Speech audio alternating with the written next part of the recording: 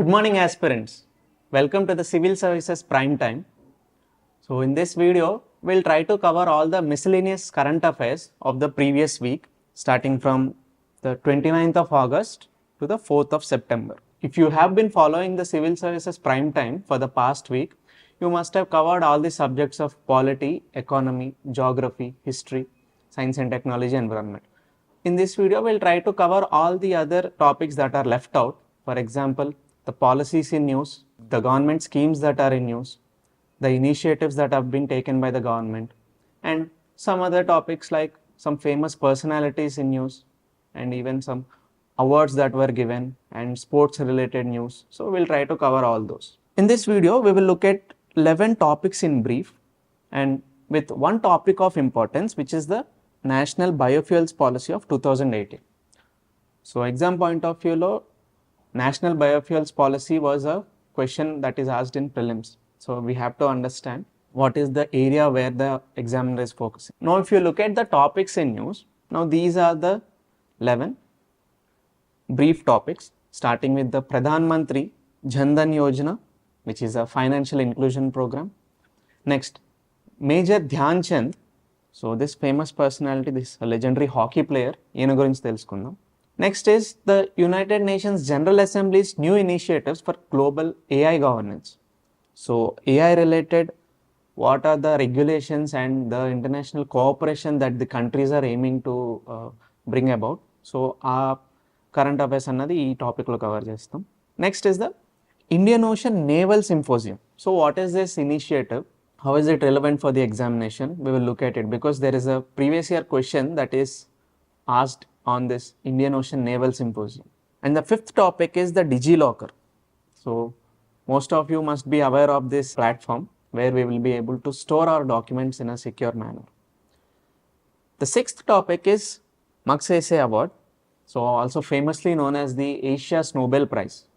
So ఈ award గురించి తెలుసుకుందాం and recently this award has been given to the Indian NGO. So that NGO has become the first in India to receive such an award. So ఆ news ఏంటన్నది చూస్తాం. Next is another initiative by the name Niveshak Didi. So this initiative is about the financial literacy program. So awareness తీసుకురావడం కోసం. So we will look at that as well. And the eighth topic in brief is Vaani, which is an AI powered platform for tribal languages. We will look at that. The ninth topic will cover a personality. So this famous grand old man of India అని పిలుచుకుంటారు కదా, Dadabhai Naoroji, ఆయన గురించి. The 10th topic will cover the BHARATI initiative to support the Agri food startups. So what are the objectives of this initiative and what are the provisions that have been mentioned? So we'll look at them. The 11th topic will be based on the incentive scheme that is aiming to promote the critical mineral recycling. So under this context, we'll try to look at critical minerals ante enti, so what in critical mineral అని ఎందుకు పిలుస్తున్నాం and what are some of the examples that fall under the critical minerals, and we'll try to look at this incentive scheme also, what is it trying to achieve here, right? After covering all these 11 topics in brief, we'll try to look at this topic of importance that will cover the National Biofuels Policy. So it is in this context that government has recently allowed the diversion of this sugarcane juice and molasses for the ethanol production. So this ethanol here is what you term, so an example of the biofuels which have been focusing in the recent times for our shift to the greener economy or the greener energy transition. So our context lo we'll try to look at all the mains perspective dimensions. So oka mains answer attempt cheyadaniki, so all those dimensions that you need to have, we'll look at that, and even to solve some previous year questions.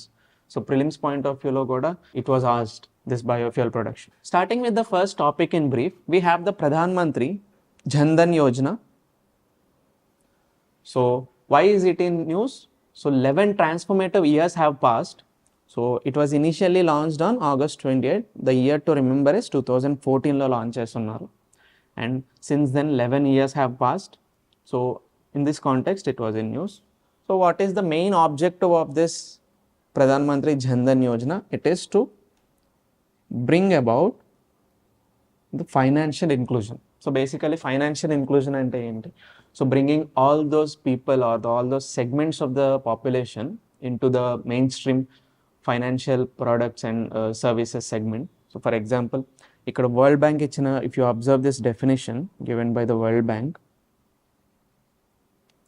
you will see that financial inclusion is basically having access to and being able to use these affordable financial products and services.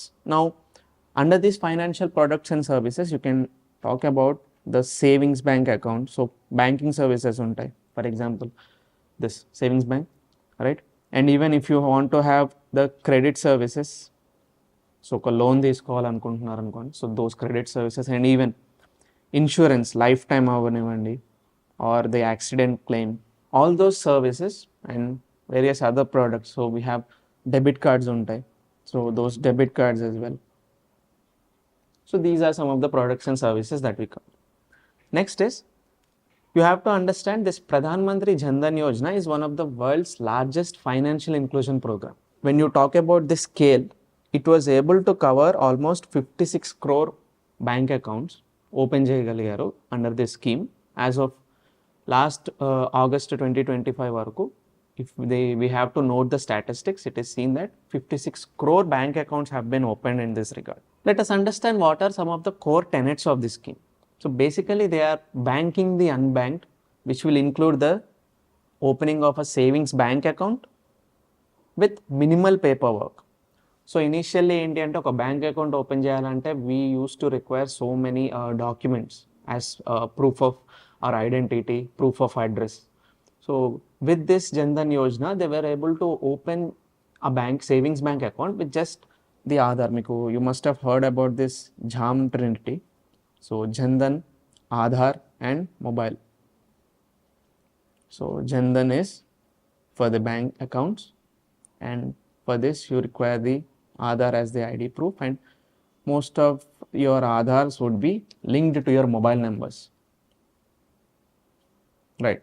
So ఈ Jan Dhan jam Trinity ద్వారా ఏంటి అంటే we were able to make sure that minimal paperwork is required for opening a bank account. Next is zero charges. So initially ఏంటి అంటే ఒక bank account open చేయాల్సి వస్తే you had to deposit some amount of money beforehand. So ఇప్పుడు ఏంటంటే under this Jan Dhan Yojana you would see that zero charges are required, right? That was for the banking segment. Next is securing the unsecured is one more core tenet of this scheme, which will issue indigenous debit cards. So this indigeneity is attributed to the RuPay debit cards, right? So if you remember, in those days, during the time of this Jan Dhan Yojana, most of these account holders were issued these RuPay debit cards, right? So next is funding the unfunded. So as I told you, it also covers the financial products like the micro insurance and overdraft. So this is somewhere around 10,000 amount can be withdrawn as overdraft from this Jan Dhan Yojana accounts, and microcredit facilities. So if you have to borrow some loans, even that is also included here. Next are what are the benefits that are seen in this regard. So some benefits of the Jan Dhan Yojana mentioned here are, bank accounts with no minimum balance requirement. So as I told you, there is no need for an account holder to maintain minimum sufficient funds in the account, right? Next, one more benefit is the opening of the chota khata. So this is Hindi for the small accounts. To open these small accounts, even that is also possible for those individuals who do not have formal legal documents. For example, in the మాట్లాడుకున్న ఆధార్ గాని, so if there would be some migrants, so they do not have proper government IDs. So అలాంటి వాళ్ళకి ఏంటి అని అంటే it is possible for such individuals, for those individuals to open bank accounts. వాటినే small accounts అని పిలుస్తున్నారు, provided that these individuals submit the required documents within some period of time.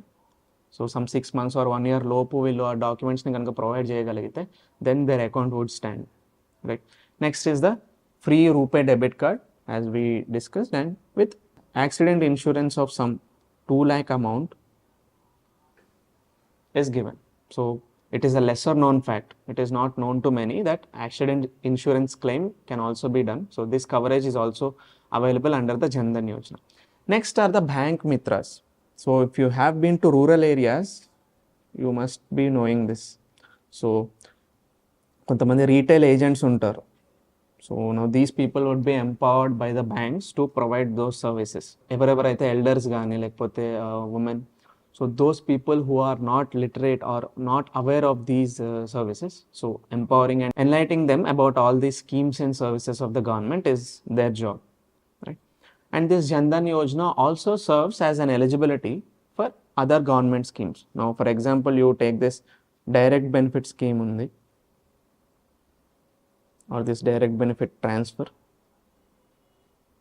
So under this direct benefit transfer, you will be able to make sure that no middlemen and no leakages are present. So directly మీకు government నుంచి రావాల్సిన funds అంతా కూడా మీ అకౌంట్లో deposit అయిపోతూ ఉంటాయి. And next is the Jeevan Jyoti Bima Yojana. No, this is an insurance scheme. And one more is the Suraksha Bima Yojana.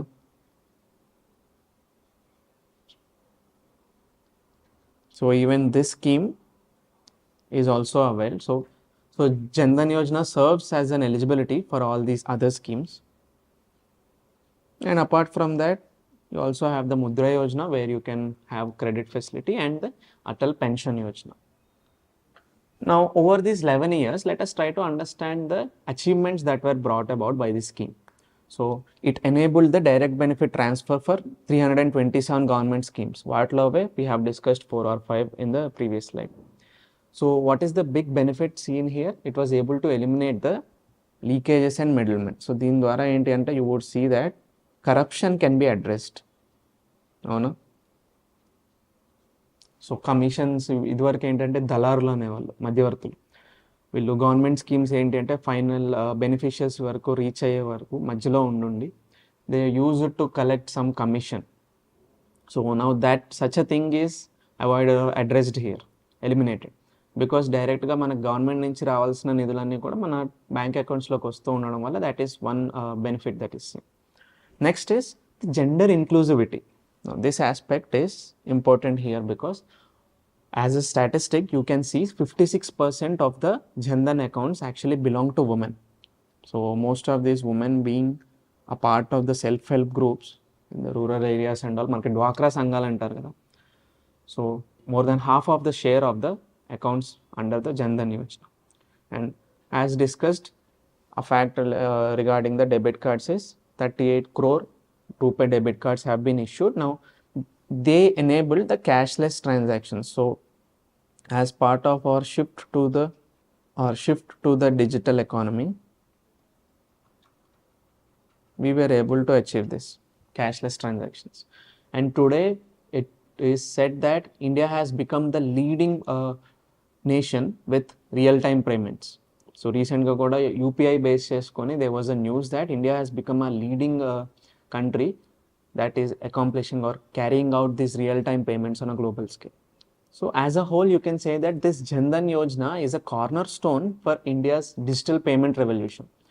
So such type of statements you can use as your conclusion marks in your mains answers. That was an elaborate topic for the first. So let's try to understand the second topic in brief, which is Major Dhyan Chand. Now he is a legendary hockey player. Now why he is in news? Because Pradhan Mantri Narendra Modi has paid tribute to this legendary hockey player on the occasion of the National Sports Day. So ఆయన birth యానివర్సరీని sports డేగా celebrate చేసుకుంటాం. That is the date on August 29th. So he's famously known as the hockey wizard and the magician.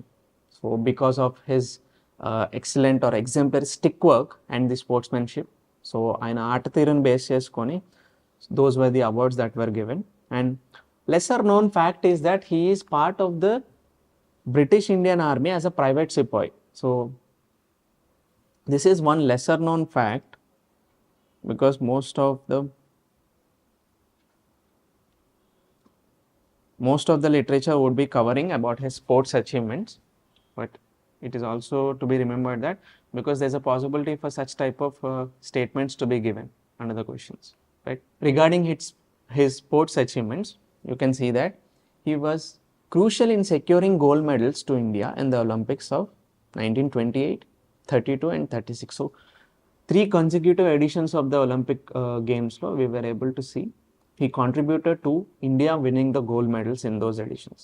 So as part of his achievements, he also received the Padma Bhushan in 1956, and we also named an award in his honor. So Major Dhyan Chand Khel Ratna Award అని చెప్పిస్తారు కదా.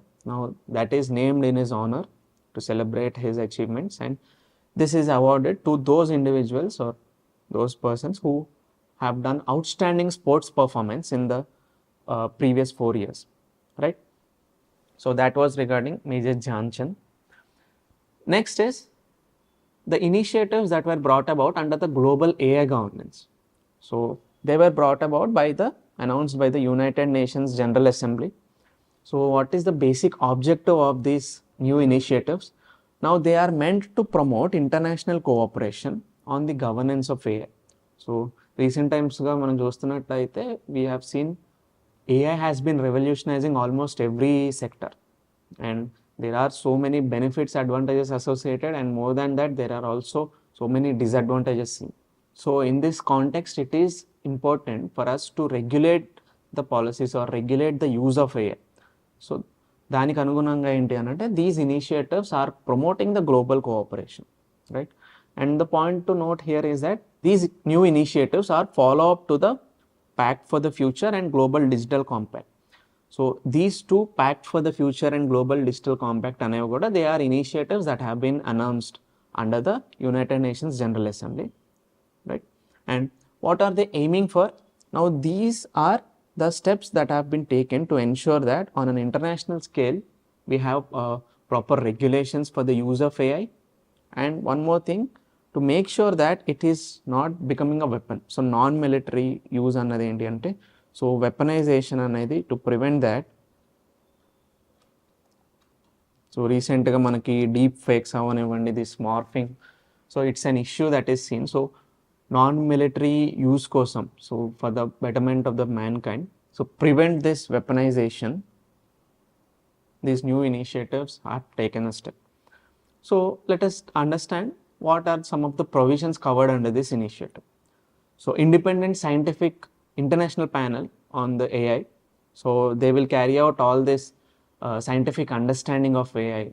And one more thing is that they are purely on an evidence based. So ఒక study conduct చేసి ఆ study నుంచి వచ్చిన findings, అబ్జర్వేషన్స్ని base చేసుకొని they will try to make sure or come across these assessments. So apart from any assumption based, these are purely data driven, right? And one more is the second initiative is on the global dialogue on AI governance.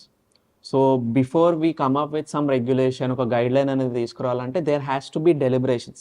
So table ki across కూర్చొని అటు ఇటు, so all these countries have to talk about all the policies and the regulations that they have to bring about. So this global dialogue on AI governance will ensure that this open, transparent and inclusive discussions are carried out for this AI regulation. So this will promote and ensure that there is a discussion on an international scale. So apart from these new initiatives, let us also look at what are the other mechanisms for AI governance which have been announced so far. So there is this Pact for the Future, which is initially set for the achieving these sustainable development goals, ఏవైతే 17 goals that the United Nations has set for all the countries to achieve by 2030, goals ఏవైతే set చేసుకున్నామో, in that roadmap this Pact for the Future has been announced. Now this is adopted at the Summit for the Future in September 2024, right? And along with that, a more specific initiative under the Global Digital Compact has been announced. Now this will address the AI related policies and regulations. So more specifically, it is for the digital cooperation among the countries, right? And one more minor initiative is for the Global Good Summit. So it will try to identify all the benefits associated with AI. So across sectors, agriculture, industry, education. So across all these sectors where you can have this, even research and development. So అలాంటి aspects where you can find the applications for AI, it will try to identify so that there would be a global impact, a global good impact of this AI. Next is an initiative called the Indian Ocean Naval Symposium. So ఇది ఎందుకు న్యూస్లో ఉంది అని అంటే recently at Kochi in Kerala this emerging leaders panel discussion has been carried out. So in this context, you have to know what type of body this is. So first of all, it is a voluntary initiative launched by the Indian Navy. So among the three armed forces, you have to remember. So it is also evident from the name that it is a naval symposium. So obviously it is an initiative launched by the Indian Navy. So what is the main objective or aim of this initiative? It is aiming to increase the maritime cooperation among all those areas or all those navies or countries that surround the Indian Ocean region. So what name manam littoral states annam anamata. So these littoral states are all those nation states or countries that are in bordering the Indian Ocean region. So more specifically, that cooperation is between the navies of these countries. So membership wise, it is to be noted 25 members and 9 observer countries unnai. And more importantly, you have to understand this point that the inaugural session of this Indian Ocean Naval Symposium is actually conducted in New Delhi in the year 2008. Now remember this, because further down the line, we will use this point in the previous year questions. So what is the basic eligibility? As we have seen in the aim and objective, that it has to be a nation state with permanent territory, sharing this permanent territory with the Indian Ocean region, and it has to have a standing army present there, right? Now this is the eligibility for any nation to be added as a littoral state or a member to this Indian Ocean Naval Symposium. And one more is regarding the chairmanship. It is rotated every 2 years, and the point to be noted here is that India will assume this chairmanship during this 2025. So upcoming 2 years la entante India will act as the chair for this Indian Ocean Naval Symposium. So down the line you will have more news covering about this Indian Ocean Naval Symposium initiative gurinchi, right? Next is the fifth initiative covering the DigiLocker. Now this is for the pan-India integration of 2000 e-government services, right?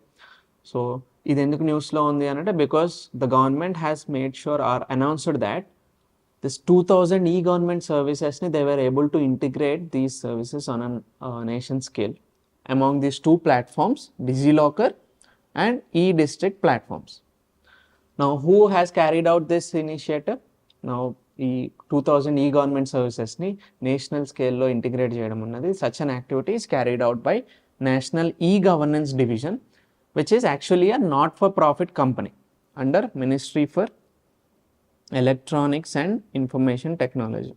So MeitY అన్న దగ్గర ఏంటంటే you have to note down, it is the Ministry for Information and Electronics and Information Technology. So DigiLocker. So DigiLocker is actually a flagship initiative of this ministry, and what is the main benefit associated? It is offering anytime, anywhere access to your digital documents. For example, if you have to access మీకు physical copies మీరు ఎప్పుడు carry చేస్తూ ఉండరు కదా, all your educational documents అవనివ్వండి, even daily లైఫ్లో for example if you are travelling by your vehicle you may not carry your physical copy of the driver's licence. So ఇలాంటప్పుడు ఏంటి అని అంటే if you have uploaded your driver's licence in this DigiLocker, then you would be beneficial to access them anytime and anywhere, right? So that is one great benefit associated, and it facilitates secure document exchange. So identi anante for example, if you have been applying for most of these competitive exams recently, under the application process మీరు after giving all your personal details you have to upload your educational documents. There under those application procedure, if you have to upload your documents, besides uploading from the device, you can also attach these documents from the DigiLocker. So that is also possible, which is achieved using this one-time verification. మీకు OTP వస్తూ ఉంటుంది. If you have done those application process, you must be aware of this. So మీకు OTP వచ్చి login అయిన తర్వాత you will see మీరు ముందుగా upload చేసుకున్న డాక్యుమెంట్స్ ఏవైతే డిజిలాకర్లో ప్లేస్ చేసి ఉన్నారో they would be used as your application పార్ట్లో మీకు డాక్యుమెంట్స్గా మీరు యూజ్ చేసుకోవచ్చు. That is also possible. So what is the benefit as seen here is it would enable the faster service delivery for the citizens. So ఇనీషియల్గా ఏంటంటే it would be a tedious process, this ఒక application submit చేయడం. Now because of this digital impact, it has become so faster time or faster processing times are seen here. So overall it will ensure the digital empowerment of the citizens. Next is an award going by the name Magsaysay. Now ఇది న్యూస్లో ఎందుకు ఉంది అంటే recently this Educate Girls NGO has been awarded this Ramon Magsaysay Award for the edition 2025. So this NGO has become the first Indian organization to win this Ramon Magsaysay Award. Let us try to know about this award briefly. So it is awarded in honor of the 7th Philippine President Ramon Magsaysay. So ఆయన పేరు ఏది, so ఆయన పేరు మీద పెట్టిన award ఇది, and it is awarded annually. So every year award చేస్తారు. And this year our Indian NGO Educate Girls అన్న పేరు మీద ఉన్న NGO has won this award, and the recipient will receive or will get a medallion. So ఒక medal receive చేసుకుంటారు, and certificate and cash prize would be given to them. And it has to be noted here that it is the highest honor that is given in and around Asia. To highlight this highest honor, it should be noted that Magsaysay Award is also known as the Asian version of the Nobel Prize. So to declare how highest honor it is, so adi cheppadaniki just this statement is enough that it is the Asian version of the Nobel Prize. So evarki istaro anante those individuals and organizations who work generously without any public recognition. So elanti gurtimpu కోరుకోకుండా నిజంగా ఎలాంటి గుర్తింపు కోరుకోకుండా those individuals and organizations who generously work for the welfare of the society, so అలాంటి individualsకి, organizationsకి this award is given.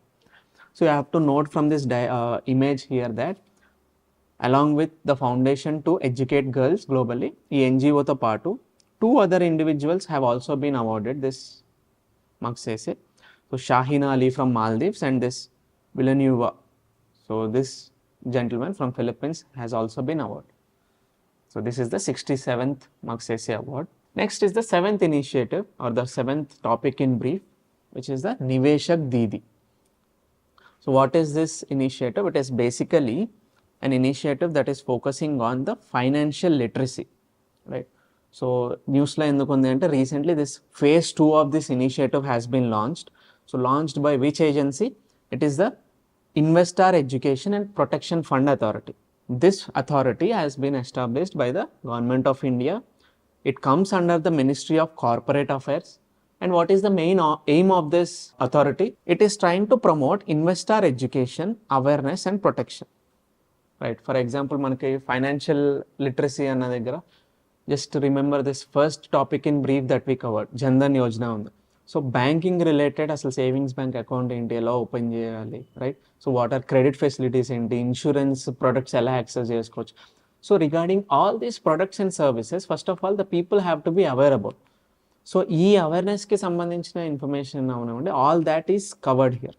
So along with that, so investor education.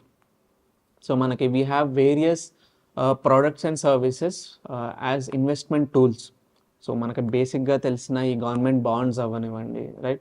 Along with that we also have this various secondary మార్కెట్లో మనకి stocks ఉంటాయి, and even mutual funds అవనివ్వండి, all these different types of investment tools and products.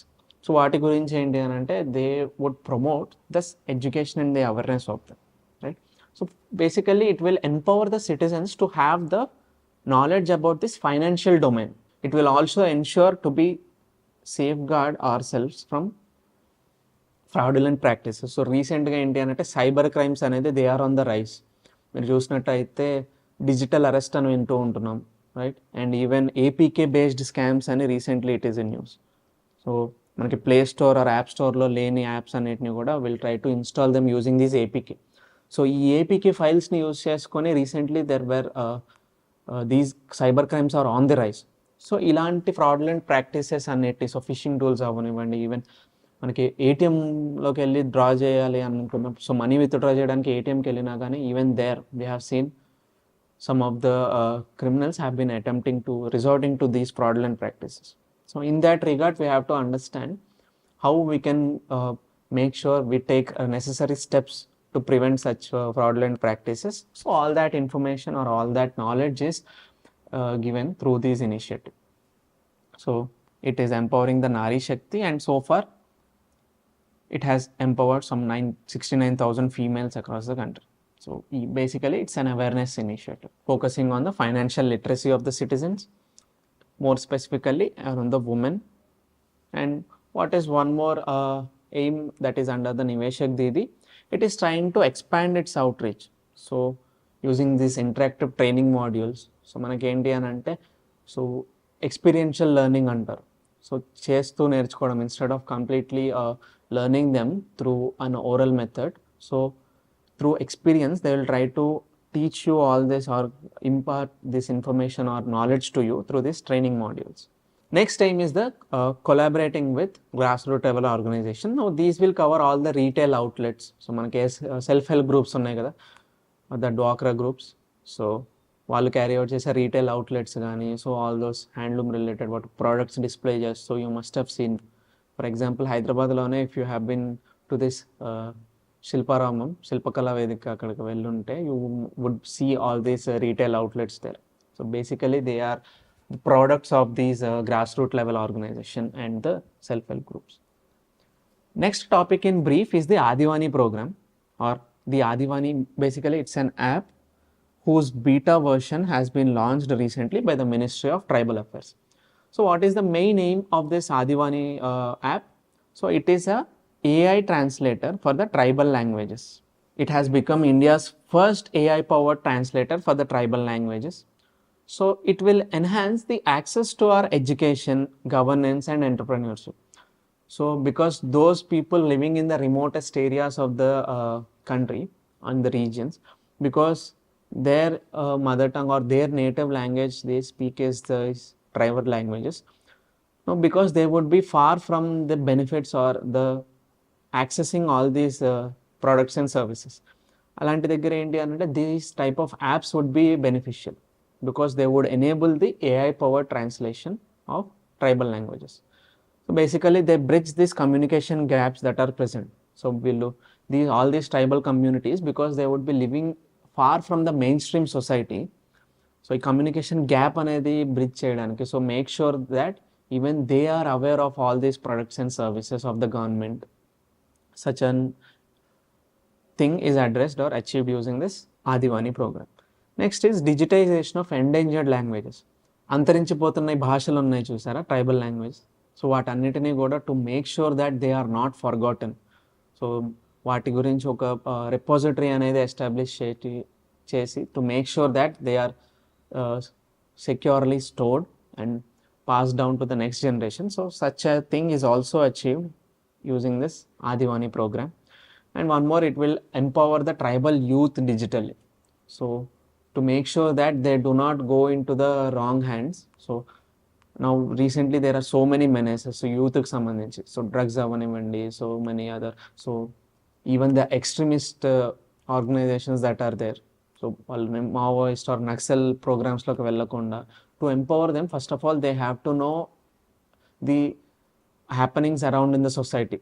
So అలాంటి aspects అన్నిటికీ they would be knowing them Adivani program. So అసలు సొసైటీలో ఏం జరుగుతుంది, గవర్నమెంట్ ఎలాంటి ఇనిషియేటివ్స్ తీసుకొస్తుంది, so what is good and bad. So అలాంటి బేసిక్ డిస్టింక్షన్ అన్నది these tribal youth would be able to make sure, because all the information would be accessible to them through this Adivani app. Next is it will ensure the last mile service delivery, because most of these tribal communities would be living at the remotest area. So hilly terrains ఉంటాయి, so those that would be far from reach to the main society. అలాంటి దగ్గరకు కూడా we would be able to ensure the last mile delivery. So what are some of the key features covered? So real time text and speech translation. So మనం type చేసి translation కావాలనుకున్నా, all this Hindi, English and tribal languages in between these two, right? And the speech translation, డైరెక్ట్గా మనం వాళ్ళు tribal లాంగ్వేజెస్లో మాట్లాడి, if we have to no this information, even that translation is achieved using this AI under this Adivani app. And one more is the interactive language learning modules for the students and early learners. So ఇందాక చూసిన ఎవరైతే tribal youth ఉన్నారో, to make sure that they learn about all these different programmes or సొసైటీలో జరుగుతున్న information, news గురించి వాళ్ళు తెలుసుకోవాలి, to be aware about all them. Knowledge అనేది ఇంపార్ట్ చేయడానికి ఇంటరాక్టివ్ లెర్నింగ్ మాడ్యూల్స్. సో ఇక్కడ ఇందాక చెప్పుకున్నాం కదా, ఎక్స్పీరియన్షియల్ లెర్నింగ్ అన్నది Now this is done. So ఓవరాల్గా విని నేర్చుకునే కంటే వాళ్ళు చూసి తెలుసుకొని చేసి నేర్చుకోవడం అన్నది through these apps. So activity based ఉంటాయి, some sort of game based ఉంటాయి, క్విజ్ బేస్డ్ ఉంటాయి కదా, such type of things are covered.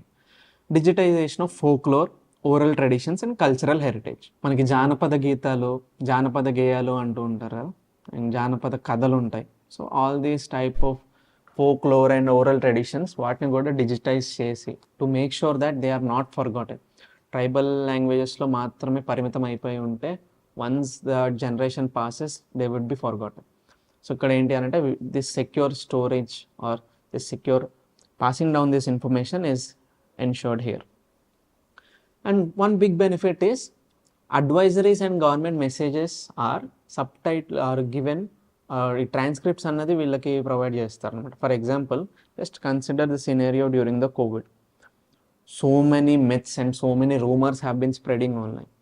So alanti situation lo if at all this AI powered translator is able to give them proper information, asalu what is అసలు వాస్తవం ఏంటి అన్నది వాళ్ళకి provide చేయగలిగితే then they would be able to take the regarding steps, right. That is ensured. And Mann Ki Baat ద్వారా PM చేసే స్పీచ్లు అవనివ్వండి, లేకపోతే ఆపరేషన్ సింధూర్ టైంలో అసలు ఏం జరుగుతుంది ఏంటి, how vulnerable we are, so actual ground reality ఏంటి అన్నది తెలుసుకోవడం కూడా that is also possible for the tribal people through this Adivani app. Next the 9th topic in brief is regarding Dadabhai Naoroji. So రీసెంట్గా ఈయన 200th బర్త్ యానివర్సరీ కారణంగా this is in news, this personality. We have to know basically he's a scholar, trader and politician. So famously known as the grand old man of India. So in his political career he has been the founding member of the Indian National Congress and he has been the president. He has held the presidency of this Indian National Congress 3 times during the sessions of 86, 93 and 1906. So what are his major contributions that we can see is the first drain of wealth theory. So ఇప్పటికీ మనం modern history నేర్చుకుంటున్నప్పుడు definitely we will cover this drain of wealth theory, how British policies and their how exploitative they were అన్నది he exposed those policies of the British through taxation కానీ, salaries and pensions. So through all these tools how British were able to exploit our Indian wealth అన్నది he has exposed it here. And one more thing is he is a moderate phase-లో చదువుకుంటాం కదా మనం దాదాబాయ్ నౌరోజీ గురించి. So moderate ఫేజ్లో how he advocated for the peaceful methods, so non violent methods use చేసి కాన్స్టిట్యూషనల్గా ఒక ప్రేయర్, పిటిషన్ అండ్ ప్రొటెస్ట్ ద్వారా how we can bring our causes to the British. So వాళ్ళకి ఎలా తీసుకువెళ్ళగా, so what are all our concerns that we have, so వాటిని British వరకు reach అయ్యేలాగా through all these methods how he was able to do it annadi he has set a pioneering work here. He also founded the London Indian Society in 1865 and the East India Association. So ilanti forums and associations dwarane he was able to deliver speeches and expose the policies of the British. So basically ilanti forums lo it is seen that he exposed the colonial exploitation of the British. And he has become the first Indian MP in the British Parliament. And during the Indian National Congress 1906 ఈ Calcutta session ఉంది చూసారు, and ఈ Calcutta session అప్పుడే he has declared the Swaraj or the self-government as the goal of the Indian National Congress. And he has been the mentor for the future Indian National Congress leaders, Bal Gangadhar Tilak గాని, Gopal Krishna Gokhale and even Mahatma Gandhi గారికి కూడా he was the mentor. Along with those associations he also founded the literary and scientific society in 1848 to promote the women's education. And he has founded the Rast Goftar ane newspaper ni kuda he has founded to spread Farsi reformist ideas. So religion based, basically he is born into a Parsi community. So ఆ religion కి సంబంధించిన reformist ideas ఏమున్నా so he was spreading through. And most importantly for the examination you have to note that what are the major works, so he books those that he has written, Poverty of India and Poverty and Un-British Rule in India. You have to note them, these are the works of Dadabhai Naoroji, right? Because such type of questions would be asked for your prelims. అండ్ even మీరు mains ఆన్సర్స్లో రాస్తున్నప్పుడు what are the major contributions అన్నప్పుడు you have to write down all these points throughout his political career. అవును. Next is the 10th topic in brief, which is covering the BHARATI initiative that is aiming to support the agri-food startups. Now this is launched by the Agricultural and Processed Food Export Development Authority అని ఉంటుంది. So this Agricultural Processed Food Export Development Authority has launched this BHARATI initiative to boost our exports, agricultural exports to the other countries. So BHARATI abbreviation, if you see here, Bharat's hub for agri-tech, resilience, advancement and incubation for export enablement. So primary focus is on the exports here, right? It is enabling the industries and the government-led incubation programs. So basically incubation programs another ekkada vintam with respect to startups. So they have an idea. So basically ఒక ఐడియాతో ఉంటాయి all these novel startups. So incubation ప్రోగ్రామ్స్లో ఏం చేస్తారంటే they will try to nurture these ideas. వాటికి ఒక funding చేయడానికి ఒక స్పాన్సర్ని వెతుక్కోవడం. So how do they go about, so strategy వేసుకోవడం.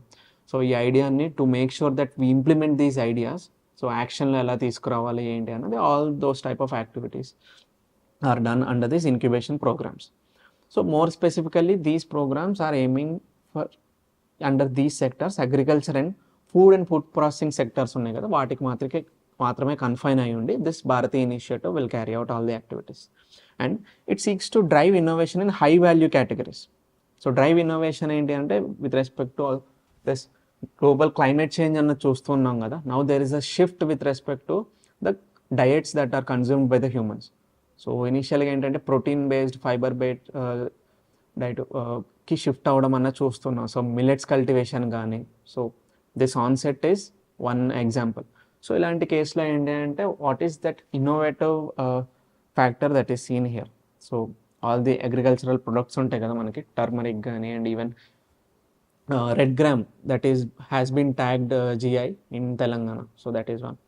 And the promotion of organic foods.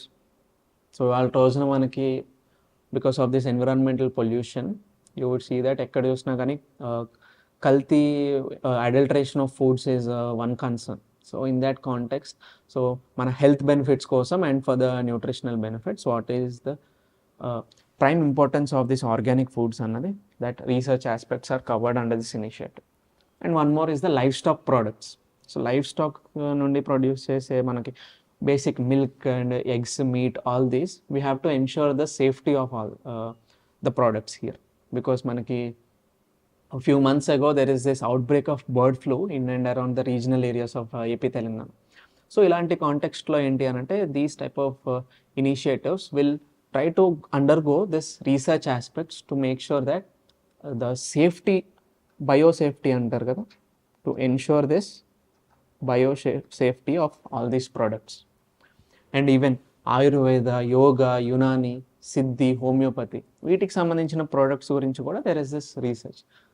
So recent shift అన్నది కూడా ఈ ఆయుష్ ప్రోడక్ట్స్ మీదకి చూస్తూ ఉన్నాం, right?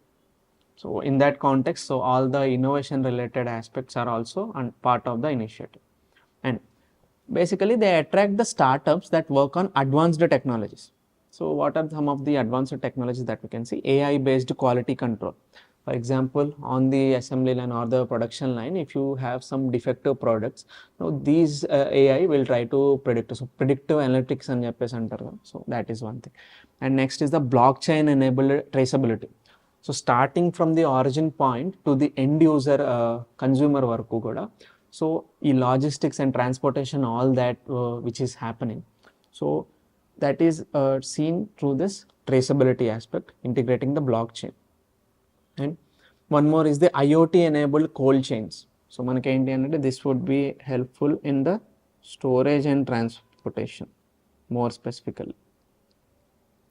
So IoT enable cheste or IoT enable చేస్తున్న వాటి ద్వారా ఏంటి అంటే we would be incorporating sensors into them. So sensors, they continuously read the health or they continuously read the conditions under which all these products are transported. Because India నుంచి some other ఇప్పుడు USK ఇట్లా export చేస్తూ ఉండాలంటే definitely we have to make sure that they are in good condition. So obviously if they are defective, or if they have rotten, or they have become poor, they would be rejected. Then it would be a loss to all the exporters and ultimately to the economy. And one more is the Agri fintech, right? Integrating all these digital aspects of the technology with the financial aspect. So in the చూస్తున్నాం కదా, credit, insurance and all. So that is one. And under this initiative, the selected startups will undergo 3-month acceleration program. So in these 3 months, they would focus on the product development, how that is to be done, and the export readiness. How ready are these goods and services for us to export to other countries, and their market access. So in this way, through these initiatives, we would be able to resolve the export challenges related to the product development, right? Value addition, to make sure that we ensure the quality of the products and perishability. Now, the shelf life is something that becomes important here for them to remain in good condition from the starting point to their end user consumer point, and their wastage and logistics. So, storage and transportation aspects anni kuda they are covered under the logistics. And the final topic in brief is incentive scheme to promote the critical mineral recycling. So, it is in news because recently or yesterday or few days ago, we have seen the approval by the Union Cabinet for this scheme.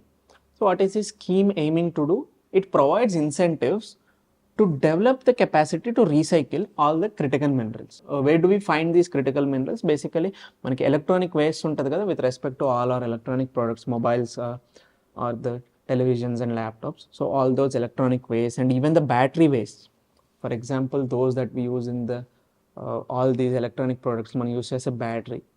So VT waste ni kuda, in order to recycle them, because we will be able to derive, so silicon, so gallium, so different types of critical minerals, we will be able to source them back from the waste products. So you have to understand that this critical mineral recycling is actually part of the National Critical Mineral Mission. So this mission is launched in 2025. It is aiming for the self-reliance in the critical mineral sector. So what is its main aim? To build the capacity. Self-reliance anna daggara entante, this domestic capacity, us being not dependent on any other country for the import. So self-reliance annadi, atma nirbharta anna concept ekkada vastadante, enabling or boosting up our domestic capacities, so that we would be less reliant on the imports of the foreign countries. And the supply chain resilience. So to make sure that the reserves ఉన్న ఒక origin site నుంచి end user వరకు, to make sure that వాటిని explore చేసి, produce చేసి, distribution, transportation, so even during the transportation, storage aspects. So all these supply chain related aspects are also aimed at building. So this national critical mineral mission is for a 6-year period for 25 to 31.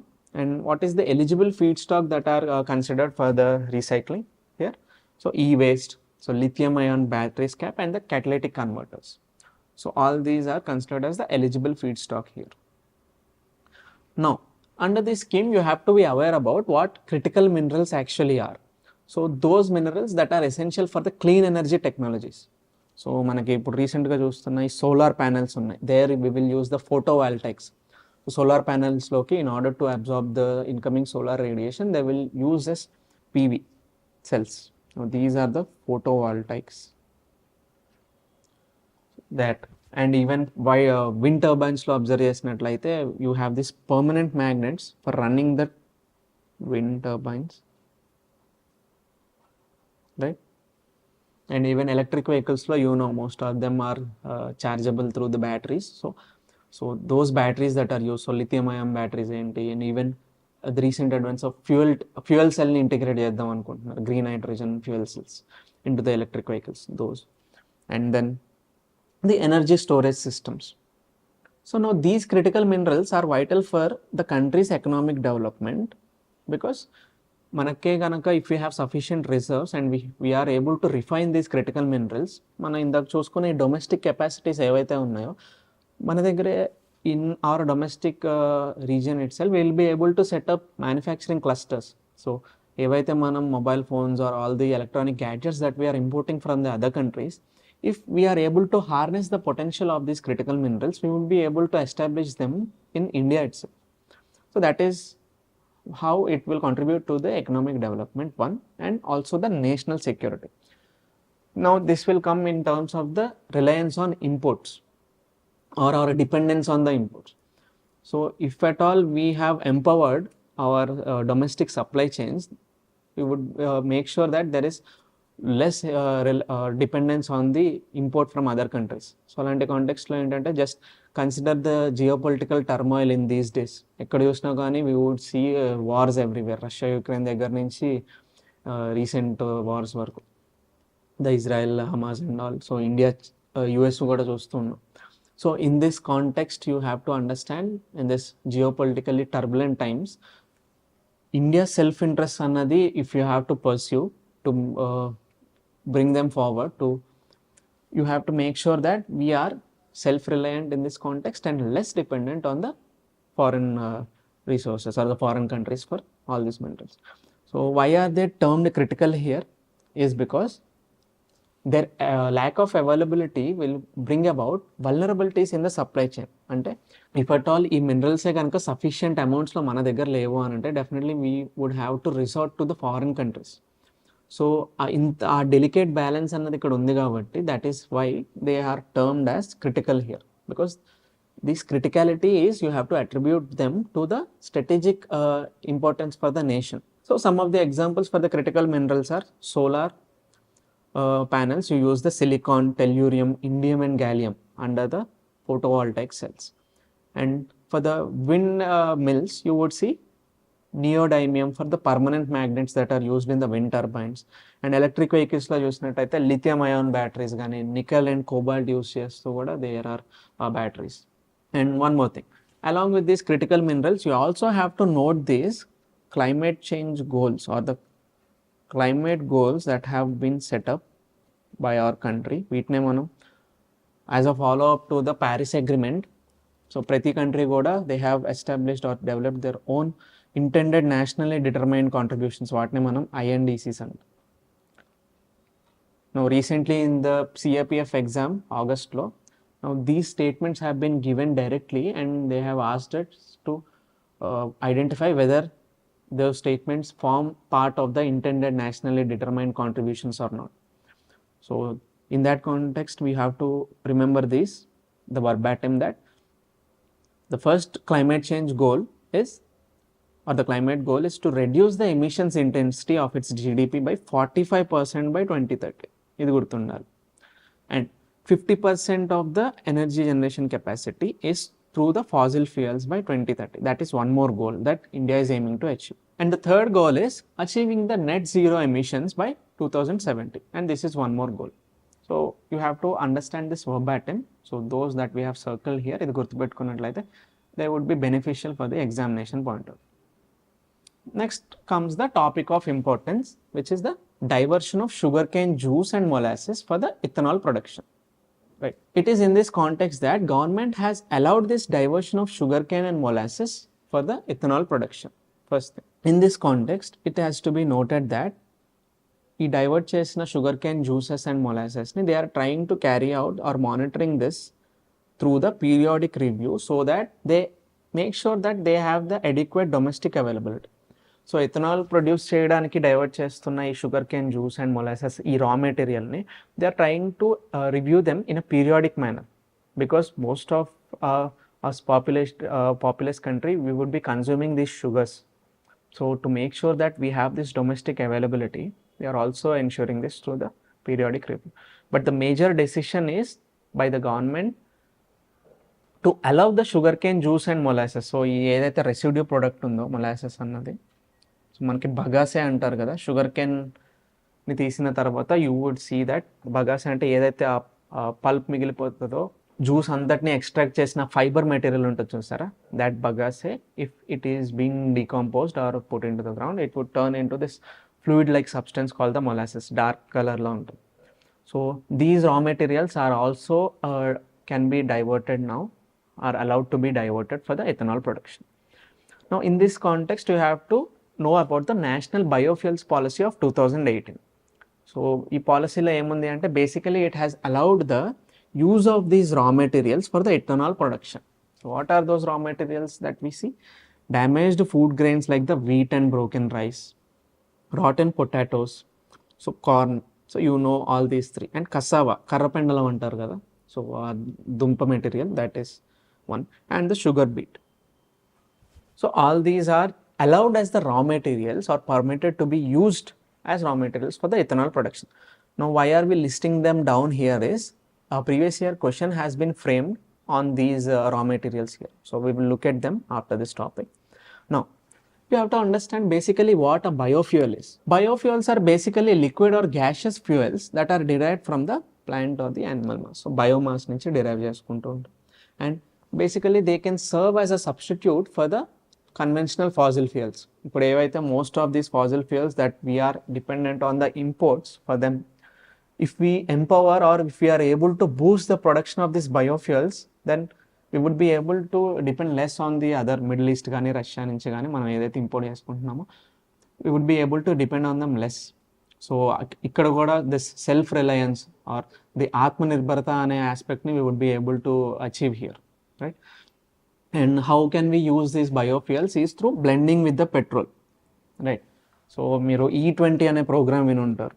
So and if at all you have followed the Tuesday రోజు సహజ madam upload చేసిన that E27 program గురించి కూడా she has discussed that India has already achieved this E20 program and is planning for this E27. So E2027 ఏంటి అంటే they are trying to blend that 20% of ethanol in petrol, 27% of ethanol in petrol అనేది these are the targets that India is set up, right?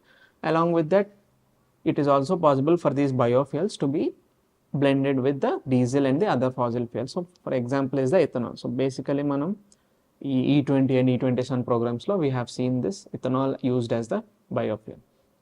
Next, what is the main advantage with these biofuels is that they would ensure reduced carbon dioxide emissions. So it will ensure a cleaner environment, first thing. Next, reduced burden of import. So import bill అనేది తగ్గుతుంది. Through that we would be able to save our foreign exchange reserves and waste management. For example, most of these raw materials ఏదైతే తీసుకుని ఉన్నామో those food crops, just consider this rice కానీ wheat కానీ ఉంటాయి కదా, those food crops. Now after the harvest, that part of the material that is left out in the land is what you call the stubble. వినుంటారు, you must have heard about this stubble. So in this context, the stubble gaani lekapothe all the, now if you see the rotten potatoes or the damaged food grains that are unfit for human consumption, so basically we waste ane gaani consider chestam manam because we cannot consume. So ee waste antatni kuda how we can utilize these waste to generate the wealth for the economy anna concept kuda, anna aspect kuda is also one benefit associated with the biofuels. What are some other benefits? Now they would ensure the additional income to the farmers, right? Because they would be able to sell these raw materials. Next, reduced import dependency, and because of the reduced greenhouse gas emissions, we would see a cleaner environment and health benefits also, right? So biofuel or wheat to burn chese danto we see that less amount of carbon dioxide emissions are seen. And along with that, employment generation and infrastructural investment is also one thing, because employment generation ante in order for us to boost this ethanol production, we need to set up manufacturing facilities or the development facilities కావాలి మనకి. Recently center has also allowed that 2G ethanol కోసం enzyme manufacturing facilities అన్నది setup చేస్తున్నారు. So ఇలాంటి plants అన్న వచ్చినప్పుడు, manufacturing plants వస్తే there you need to have work force to operate them all. So employment generation is also one. And one more, for the examination point of view, you have to note the various generations of biofuels. So under the national biofuels policy, you have basic biofuels and the advanced biofuels. So basic ante those first generation biofuels that are sourced from the food crops. So edible crops like corn, sugarcane and the soya beans. So these act as the feedstock to produce the ethanol here. What are the characteristics? So because they are food crops, they are widely produced and used. But what is the drawback or the limitation here? because they are food crops, if we are diverting them for the ethanol production, we would see the issue of food security here, because India being a populous country and most of them depending on the agriculture for food, we need to ensure that we meet that demand first. So ఎప్పుడైతే మనం ఈ food క్రాప్స్ని energy needs కోసం divert చేస్తూ ఉంటున్నామో, then the food needs would be following, అక్కడ deficit అనేది వచ్చేస్తుంది. So that is one issue. And one more is the land use, because most of the agricultural land is for producing these self sufficiency achieve చేయడానికి, లేకపోతే export drive చేయడానికి, because we are cultivating these crops, there is a limited land for this. And some examples for the first generation biofuels are the bioethanol that is sourced from fermented sugars, and the diesel that is sourced from vegetable oils and animal fats. Second generation of biofuels is from the non-food crops basically. So those non-edible, so edible ante entante those that are we can consume. So consume చేయలేని biomass ఉంటుంది చూసారు, agricultural residue, ఇందాక those that బగాసే, sugarcane బగాసే చూస్తున్నాం కదా, that molasses and all, forestry waste gaani, all these type of raw materials can be used as the feedstock. Next, with respect to characteristics, because we are using the waste materials here, ee food security annadi edaithe first generation biofuels lo chusamo, that is overcome here, because edible component ni manam we are not diverting them for the ethanol production, we are only diverting the non-edible component. But the problem here is that this production process is costlier and complex in nature, right? And examples are those that are sourced from cellulosic biomass, and you have to understand edaithe first generation biofuels unnayo, they are majorly sourced from the starch based, right? Ippudu rice evaithe unnayo, rice and wheat, all the starch based. Next is the third generation biofuels, which are sourced from the woody plants like algae and other aquatic plants. Now what is the characteristic is, you will be able to generate high energy yields through this algae, and they are sustainable in nature. So over the period of time, because we have more amount of algae present in the nature than the food crops and the non-food crops, you would be able to ensure the sustainability of this production.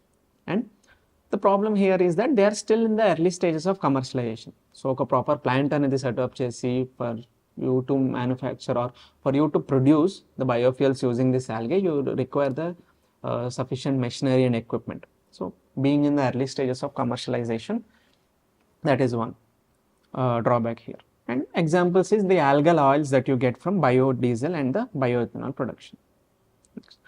The final or the latest is the fourth generation biofuels that are sourced from genetically modified organisms like the algae and plants. Now here the characteristics is that now this is achieved through the techniques of biotech.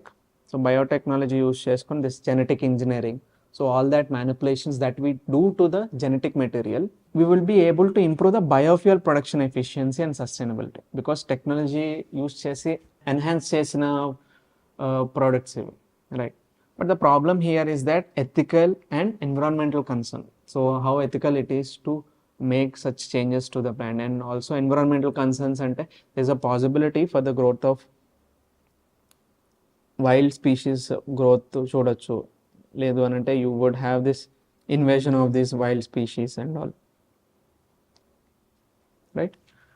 And some examples if you have to quote, so far these biofuels are still in the research and development stage, right? So we cannot quote examples from them.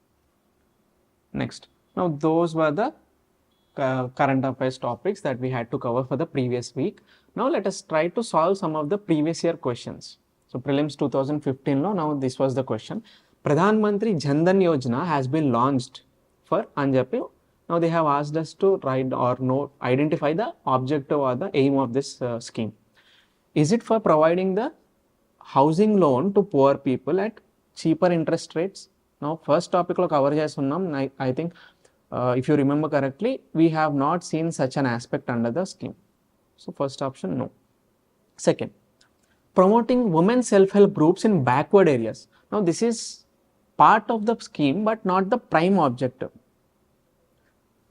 Promoting financial inclusion in the country. Now you have to observe this is broader in nature and more direct in nature. Second option ఏదైతే చూస్తున్నారో, even though it covers as a component under the Jan Dhan Yojana, it is focusing only on one aspect. So basically మనకు options ఎప్పుడు కూడా you have to go for this broader aspect. So and one more thing, broader అనే కంటే ఇక్కడ it is directly mentioned that it is for the promoting of financial inclusion in the country. So option C is correct. And if you also look at the providing finance help to the marginalized community. So it is not focusing on, and one more ఇక్కడ కూడా observe చేయండి, it is narrow in the sense. So marginalized community, so SC, ST, women, transgender వీళ్ళ మాత్రమే focus చేస్తూ లేదు కదా ఈ scheme అన్నది. It is focusing on almost every segment of the society. So option C is correct here. The next previous year question is from 2016 regarding DigiLocker. Now statement based question అడుగున్నారు. Let us look at those statements. It is a digital locker system offered by the government under Digital India program. So it is a digital locker system on kada. Now we have covered the digital locker under the Digital India program. It allows you to access your e-documents irrespective of your physical location. That is what we have seen under anytime anywhere access kada.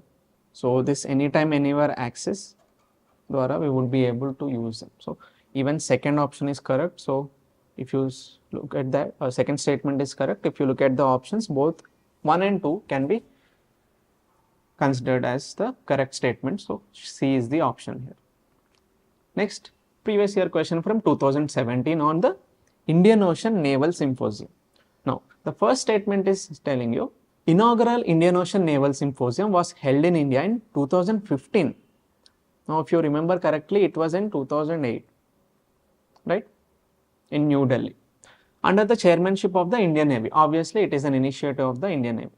But since the year is wrong, option or statement 1 is incorrect. Let us look at the statement 2. Indian Ocean Naval Symposium is a voluntary initiative that seeks to increase maritime cooperation among navies of the littoral states of the Indian Ocean region. Now, we have covered this statement. So, second statement is correct, leaving us with the option 2 to be the correct answer. Option B to be the correct answer. The next question is from 2012, focusing on the personality Dadabhai Naoroji. Now, the most effective contribution made by Dadabhai Naoroji to the cause of the Indian national movement was that he, now in a contribution sayindi annadu adugunnaru. Let us look at the first. He exposed the economic exploitation of India by the British. Now, this is true. We have seen through his major works, evaithe the poverty and un-British rule in India, poverty in India, ledu anante he has founded this East India Association, ilanti forums lo he has exposed the exploitative policies of the British. So first is correct. Next, he interpreted the ancient Indian texts and restored the self-confidence of Indians. Now if you look at this, such an interpretation or such a contribution has not been made by Dadabhai Naoroji. So ancient Indian text loki velli, so even though he has restored the or he has instilled the self-confidence in India of Indians, so mentor cheyadam gaani, being the grand old man with a vast experience throughout his political career, he has instilled the self-confidence in Indians, declaring the Swaraj in his 1906 Calcutta session that it is possible for us to fight back against the British and achieve independence. Interpreting the ancient Indian text is not something that is his contribution. So 2 is incorrect. From that you can eliminate option B and D. Let us look at the third statement. Stressed the need for eradication of all the social evils before anything else. Now, such a thing is not a contribution seen under his regime. And one more thing, extreme statement based eppudaithe all the social evils, it is not always possible to eliminate or make sure that we end all this. So eradicate cheyadam anadi, it is not practically plausible for us. So even C is also not correct. So among the options you can see only the first statement is correct. Next, the fifth prelims question here is from 2020, which is asking us about the National Biofuels Policy of 2018. Now, according to this policy, which of the following can be used as raw materials for the production of biofuels?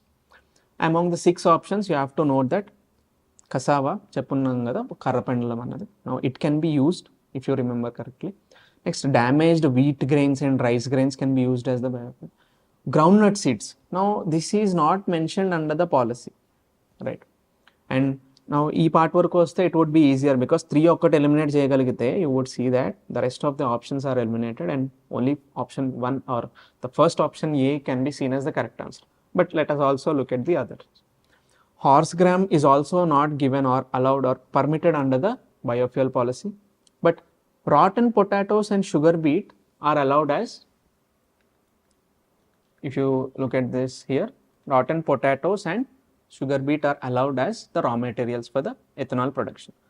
So among all the options you would see option A 1, 2, 5 and 6 are can be used as the raw materials for the production of biofuels under National Biofuels Policy of 2018. Right. Next, the final topic for the video is a mains question from 2016, and the key concepts that is based here is the financial inclusion. So being accessible or being able to access the financial products and services as per the World Bank's definition. So adi mana reach lo undagalagam, all this banking related services avanivandi, credit related, insurance related. So bringing the unbanked into this mainstream fold is, the question is based here on Pradhan Mantri Jan Dhan Yojana is necessary for bringing unbanked to the institutional finance fold. Do you agree with this for financial inclusion of the poorer section of the Indian society? Give arguments to justify your opinion. Now this is a 200 words based 12.5 mark question. Now the approach to your answer writing should begin with, first of all, since a scheme has been mentioned here, this Jan Dhan Yojana, basically you introduce with the scheme. What is the main object or when it was launched? So you know 2014 లో August 28 మీకు launch చేస్తున్నారు. We have covered this as the first topic in brief. తెలుసుంది కాబట్టి you briefly define about that scheme. So when defining you can talk about the launch year మాట్లాడొచ్చు. If at all you do not remember that correctly, you can focus more on the aim and objective of the scheme. Right. So after that, since the second part of the question is asking you to, do you agree with this for the financial inclusion? Obviously, since the main aim of this Jan Dhan Yojana is for the financial inclusion aspect, you can say that it has achieved this financial inclusion to some to what extent another. You can use them through your facts and figures. So manaki almost 50 plus crores of population have been made brought under this ambit of financial inclusion or the into the banking sector. Teeskochunnamana fact undi kada, you can mention that and you can say that over these 11 transformative years the Jan Dhan Yojana was able to achieve this financial inclusion అని చెప్తాం. Next, under the body to your answer you have to write down how it was able to achieve this financial inclusion. Right. Now there you can write about the core tenets of the scheme, where banking the unbanked, securing the unsecured and funding the unfunded and చెప్పి those that we have seen in the first slides, you can use them as pointers here. You can also talk about the gender inclusivity, why when you are writing about the factors in favor. More than half of the Jan Dhan accounts belonging to women, so there you can write that fact as well. Right. And along with that you can write about the literacy, financial literacy gurinchi meer mention here. So the benefits of the through the DBT scheme, so direct benefit transfer dwara we are able to address this problem of corruption, eliminating the leakages in the middleman. You can talk about that as well. Right. And even the issuance of debit cards, which has enabled the cashless transactions, even that point you can mention here. So first topic in brief, I think all the dimensions that we have covered can be written under the arguments in favor.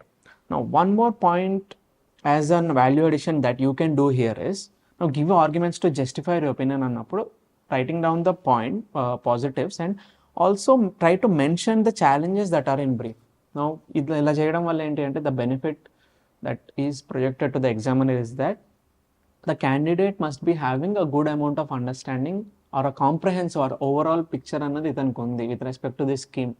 So a scheme factual information గురించే కాకుండా he knows the in and out working of the scheme ఏంటి ప్రస్తుతం, what is the current status అన్నది కూడా he is aware about. And when you write down the challenges, for example awareness అన్నది literacy related is a challenge here because most of the people are not aware about or all this. And one more, we have seen the because of the advent of the cyber crimes, so whatever the vulnerability that is posed by these people, and That is one more thing you can write down under the challenges. And when you write down, also try to give measures for them. So bank mitras dwara edaithe that awareness programs that they are promoting to educate all these citizens, so you can write that. And for the fraudulent means, so empowering those citizens to be careful about some practices when they are following. So all those measures you can also give as a follow up to this challenges here. వాటిని కూడా mention చేస్తే then you would be giving a complete understanding of the topic. And as a concluding mark, you can write, for example, in the topic in brief, final statement we have written that the Pradhan Mantri Jan Dhan Yojana served as a cornerstone for bringing about the India's digital revolution అని మాట్లాడారు, right. లేదు అని అంటే you can also write about the financial inclusion aspect. It was able to achieve it in a more than successful manner అన్నది you can write them as a closing remarks. As part of this, you can also try to attempt the question. So now we have discussed the skeletal of the outline అన్నది మాట్లాడుకున్నాం కదా. Now you can try to attempt this answer, and please do, and try to send them to response@civiccentre.in so that you would get the valuable feedback from the Civic Centre IAS masters, right. Thank you for watching. Yeah, have a happy Sunday.